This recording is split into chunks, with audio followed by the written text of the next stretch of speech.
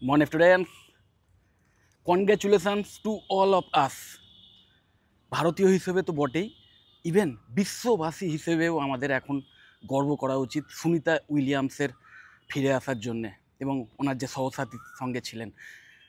এবার কেন এত আনন্দ করছি বা সবাই করছে যারা এই সমস্ত বিষয় নিয়ে জানে, যে আমরা তো অলরেডি মানে আমাদের হিউম্যান কাইন্ড অলরেডি ইভেন মুনে ল্যান্ড করে গেছে, ওকে, বা এই মহাকাশে যাওয়া আসা বা ইন্টারন্যাশনাল যে স্পেস স্টেশন সেখানে থাকার ব্যাপারটা অনেক আগে থেকেই চলছে। তাও এই আজকের স্পেশাল দিনটা এত স্পেশাল কেন, কেন হিউম্যান কাইন্ডের ক্ষেত্রে একটা এক্সট্রা লিপ? সেটার কারণ এটাই যে এটা একটা আনপ্ল্যান্ড জার্নি। মাত্র 10 দিনের জন্যে ওনারা গেছিলেন একটা টেস্ট করার জন্যে। মাত্র 10 দিনের একটা জার্নির প্ল্যান ছিল যে 10 দিনের মধ্যে ফিরে আসবে আবার আর্থে। সেইটাই হয়ে গেল কতটা না, 286 দিন। চিন্তা করো। এবং এটা এমন কোনো জায়গা নয় যে পৃথিবীর কোনো জায়গা, একটা জায়গায় গেলাম যেখানে ভেবেছিলাম 2-3 দিন বা 10 দিন থেকে কাটিয়ে আসবো, কিন্তু আলটিমেটলি যানবাহনের গোলযোগ বা বিভিন্ন যান্ত্রিক ত্রুটির কারণে আমাকে 286 দিন থাকতে হলো। এবং সেখানে আমি রিসোর্স পেয়ে গেলাম, খাওয়া দাওয়া, থাকা, এবং পৃথিবীর মধ্যে সাস্টেনেবিলিটিটা অনেক বেটার বা রিসোর্স অনেক সহজে পাওয়া যায়, এমন কোনো ব্যাপার কিন্তু নয়। মাথায় রাখতে হবে এমন একটা জায়গায় তারা ছিলেন, সেইখানে কিন্তু সেই যে স্পেস স্টেশন, তার যে দেওয়াল, যে অ্যালুমিনিয়াম সিট বা যে মেটালের সিটই হোক, সেই সিটের বাইরে সামান্য পেনেট্রেশন হয় তাহলেও কিন্তু তারা মারা যেতে পারতেন। তো যাই হোক, আলটিমেটলি এমন একটা আনপ্ল্যান্ড জার্নিতেও, এরকম একটা স্পেস এক্সপ্লোরেশনেও সেইটা যে আলটিমেটলি তারা সাস্টেন করতে পেরেছেন, সেটা তো অবশ্যই তাদের মানসিক জোর, মানসিক বল, এগুলো তো ভীষণভাবে কমেন্ডেবল বটেই। তার সাথে সাথে এটাও আমাদের খুব আনন্দ দিচ্ছে যে আলটিমেটলি আমাদের টেকনোলজিস এতটা উন্নত হয়েছে যে ইভেন স্পেসেও যদি আনপ্ল্যান্ড কোনো একটা জার্নি হয় এবং সেখানে গিয়ে এক্সট্রা থাকতে হয় এবং এরকম একটা মানে ভালনারেবল সিচুয়েশানেও থাকা যায়, এটা একটা টেস্ট হয়ে গেল যে আমরা প্রযুক্তিগত দিক থেকে কতটা এগিয়েছি। এবার অনেকেরই মাথায় আসতে পারে যে এগুলোর দরকার কী, এই মহাকাশে বা স্পেসে এত জার্নি করে লাভটা কী, বা মুনে ল্যান্ড করেই বা লাভটা কী? নিশ্চয়ই তোমরা শুনেছো যে চাঁদে কলোনাইজেশনের চেষ্টা চলছে, মানে সেখানে মানুষ যাতে গিয়ে বসবাস করতে পারে তার জন্য চেষ্টা চলছে। ইভেন মার্সে সেখানেও চেষ্টা চলছে যাতে সেটাকে হ্যাবিটেবল করে তোলা যায়। এখনও পৃথিবীর মতো অ্যাটমসফিয়ারটা নয়, কিন্তু আলটিমেটলি সেখানে টেরাফর্মিংয়ের মাধ্যমে, মানে তার ক্লাইমেট চেঞ্জ করে দিয়ে, কারণ ক্লাইমেটটা কাছাকাছি পৃথিবীর মতো, কিন্তু একদমই মানুষের মানে বসবাস করার মতো যোগ্য নয়, কিন্তু সেইটাকে টেরাফর্মিংয়ের মাধ্যমে ক্লাইমেটটাও চেঞ্জ করে দিয়ে সেখানে যাতে ভবিষ্যতে পৃথিবী মানুষ গিয়ে বসবাস করতে পারে তার জন্য চেষ্টা চলছে, গবেষণা চলছে। এবং এগুলো করতে গেলে নিশ্চয়ই জানো তোমরা বিলিয়নস অফ ডলার্স খরচা হয়। এবং সেইগুলো নিয়ে শুধু নাসা নয়, নাসার সঙ্গে সঙ্গে আজকের স্পেস এক্স, দেন আমাদের ইসরো, আমাদের ভারতে ইসরো, তারাও গবেষণা করে চলছে। এবং অন্যান্য দেশেরও, চীন, জার্মান, জাপান, সমস্ত উন্নত দেশের একটা করে এরকম মহাকাশ বিজ্ঞানী যারা আছেন বা মহাকাশ রিসার্চ সেন্টার যারা আছে, সেখান থেকে এই চেষ্টা চলছে। এবং এই সমস্ত যে সম্মিলিত যে চেষ্টা, সেটার কারণটা কি, যে এত চেষ্টা কেন করা হচ্ছে? মহাকাশে গিয়ে আমাদের থেকে এটা লাভটা কী হবে, মুনে গিয়ে লাভটা কী হবে? দেখো, প্রথম কথা হচ্ছে আমাদের পৃথিবীর রিসোর্স আস্তে আস্তে ফুরিয়ে আসছে, যেটা একদম নিয়ার কজ আমি বলবো। পৃথিবীর যে রিসোর্স সেটা আস্তে আস্তে ফুরিয়ে আসছে। সো অবশ্যই ওই সমস্ত জায়গায় মুনে হিলিয়াম 3 কি 5 আমার এক্স্যাক্ট মনে পড়ছে না, একটা মেটেরিয়াল পাওয়া গেছে যেটা কিনা নিউক্লিয়ার ফিউশনের ক্ষেত্রে ভীষণভাবে মানে সক্ষম, খুব মানে এফিসিয়েন্ট একটা মেটেরিয়াল বলতে পারো, যেটা পারমাণবিক চুল্লি যেটাকে বলা হয়, সেইটার জন্যে খুব উপযোগী একটি উপাদান, খুব এফিসিয়েন্ট একটি উপাদান, যেটা যদি ওই মুন থেকে মাইনিং করে পৃথিবীতে আনা যায়, তাহলে পৃথিবীর এনার্জির যে সংস্থা, যে ইলেকট্রিসিটি তৈরি করার যে স্কারসিটি আছে বা দেখা যাচ্ছে, সেটা থেকে আমরা মুক্তি পেতে পারি।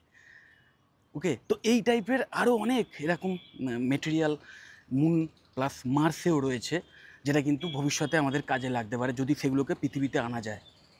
এবং তার সাথে সাথে অ্যাস্টেরয়েড যে স্ট্রাইক করে পৃথিবীতে, নিশ্চয়ই তোমরা জানো একটা এরকম বড় অ্যাস্টেরয়েড পড়েছিল, যেটার কারণে আজ থেকে কোটি কোটি বছর আগে ডাইনোসর প্রজাতি বিলুপ্ত হয়ে গেছিলো, এবং সেই সময়কার আরও অনেক প্রজাতি বিলুপ্ত হয়ে গেছিলো, যারা কিনা মানব সভ্যতার চেয়েও আরও অনেক বেশি দিন ধরে পৃথিবীতে ছিল, রাজ করেছিল।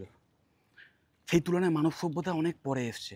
তো এখন আবার কিন্তু ওই টাইপের অ্যাস্টেরয়েড স্ট্রাইক হওয়ার আশঙ্কা তো আছেই, সবসময়তেই থাকবে। এবং সেই অ্যাস্টেরয়েডগুলো কখন আসছে, কোথায় পড়তে পারে, এবং পড়লে সেটা পড়ার সম্ভাবনা থাকলে আগে থেকে সেটা ক্যালকুলেশন করে সেই অ্যাস্টেরয়েডকে একটা বোমের মাধ্যমে সেটাকে উড়িয়ে দেওয়া, অথবা সেটার অরবিটটাকে চেঞ্জ করে দেওয়া, তার কাছাকাছি একটা প্রোব নিয়ে গিয়ে আলটিমেটলি সেটা চারপাশে প্রদক্ষিণ খেতে খেতে যে মাধ্যাকর্ষণ শক্তি হলো, তার মাধ্যমে সেই অ্যাস্টেরয়েডকে আস্তে আস্তে পৃথিবীর কক্ষপথ থেকে দূরে সরিয়ে দেওয়া, যাতে পৃথিবীর কাছ দিয়ে সে বেরিয়ে যায় কিন্তু পৃথিবীর সঙ্গে সংঘর্ষ না হয়।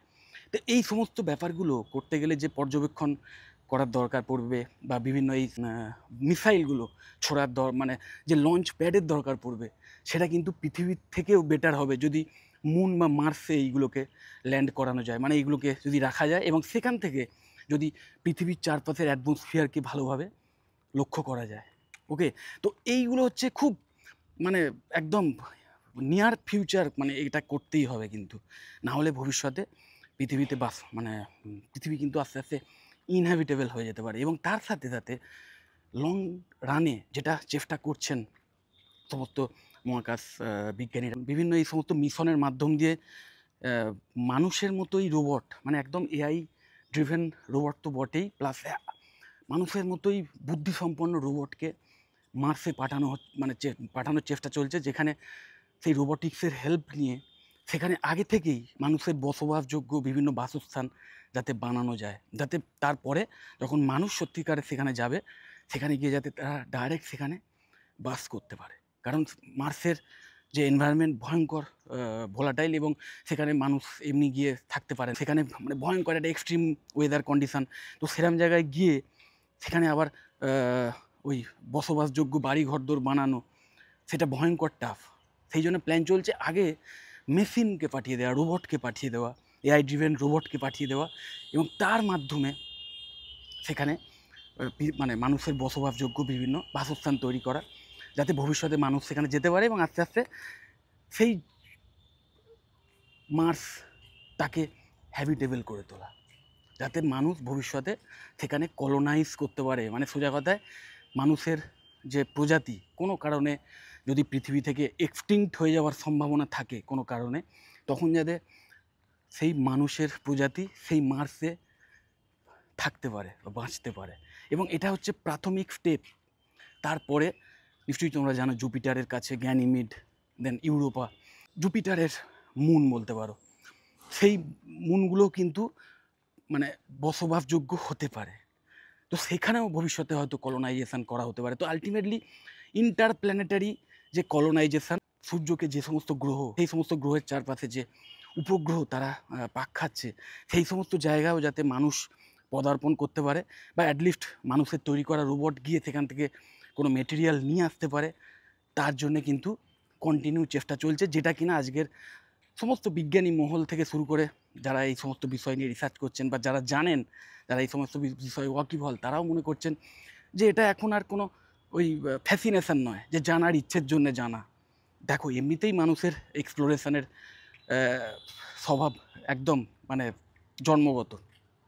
সভ্যতার উথলগ্ন থেকে মানুষ কিন্তু সারা পৃথিবীতেই এইভাবে এক্সপ্লোর করে গেছে জাস্ট জানার আনন্দের জন্যে, এবং সেই জানার আনন্দের জন্যেই নতুন নতুন জিনিস, নতুন নতুন জায়গা আবিষ্কার হয়েছে।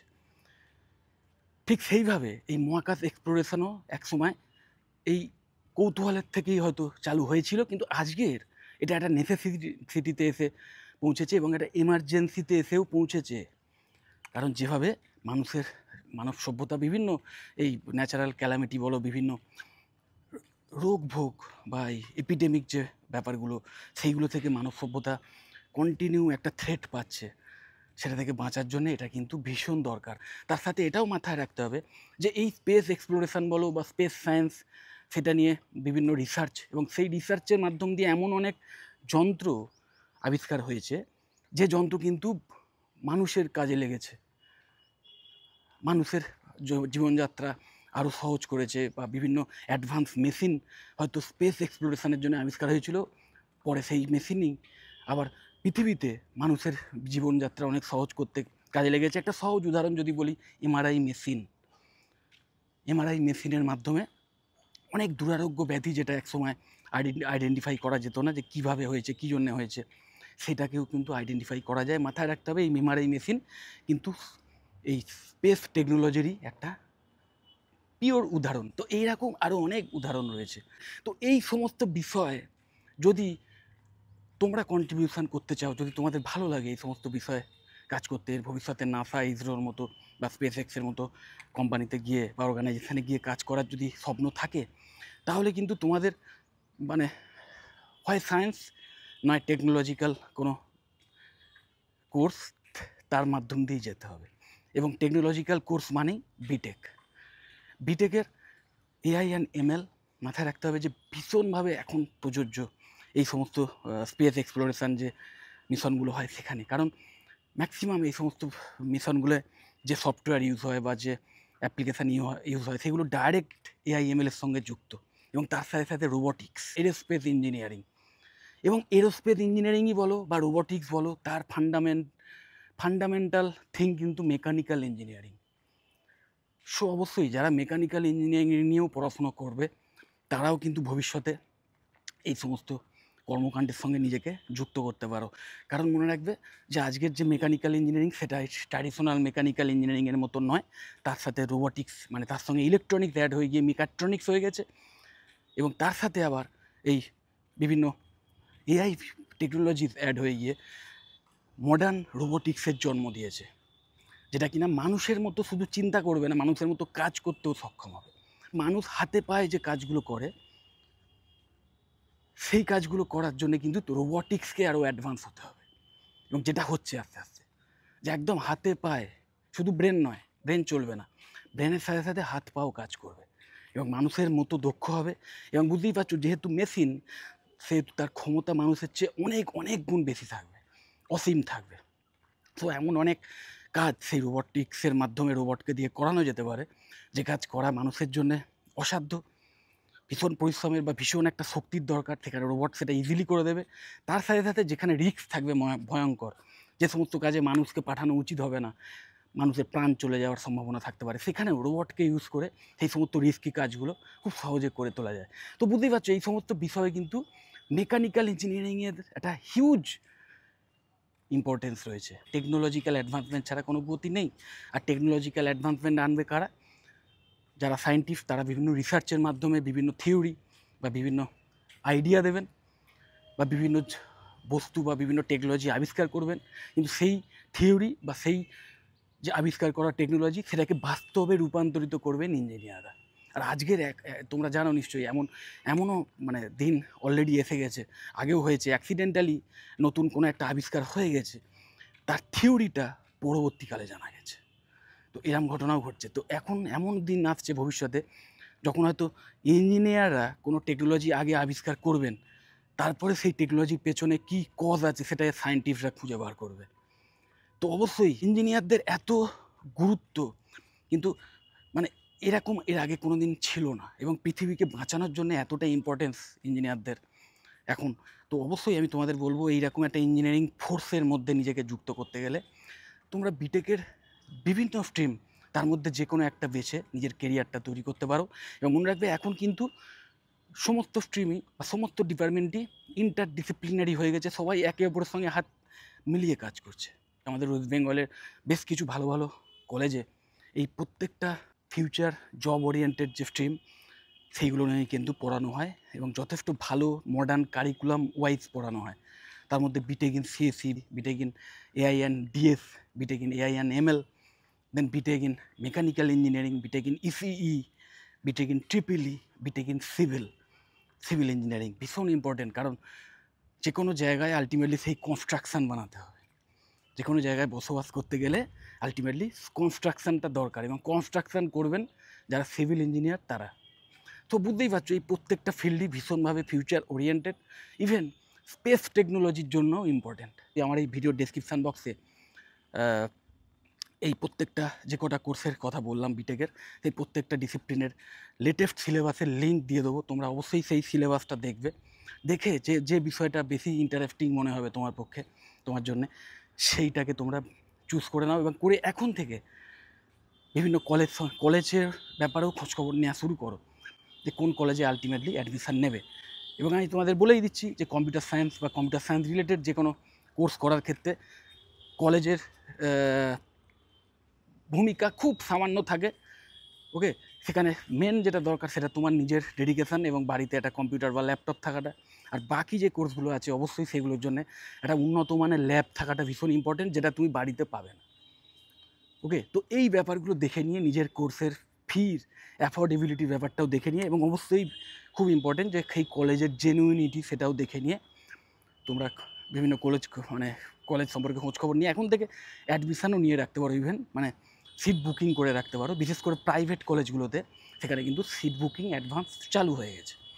ওকে, তো যাই হোক, যদি এই সমস্ত কোর্স নিয়ে আমার থেকে আরও এক্সট্রা কিছু জানতে চাও বা এই সমস্ত কলেজ নিয়েও আমার থেকে কোনো পার্সোনাল ওপিনিয়ন নিতে চাও, এবং যে কলেজগুলো সম্পর্কে আমি জানি, আমারও জানার সীমাবদ্ধতা আছে, তো তার মধ্যে থেকে যেটা আমি জানি সেটা যদি তুমি জানতে চাও তাহলে অবশ্যই আমাকে কল বা হোয়াটসঅ্যাপ করো, আমি তোমাদের সমস্ত ইনফরমেশান দিয়ে দেবো। যদি মনে হয় ভিডিওটা হেল্পফুল অবশ্যই লাইক করো, চ্যানেলটা যদি সাবস্ক্রাইব না করে থাকে এক্ষুনি সাবস্ক্রাইব করে নাও, আর ভিডিওটা যতটা পারো শেয়ার করে দিও। টাটা।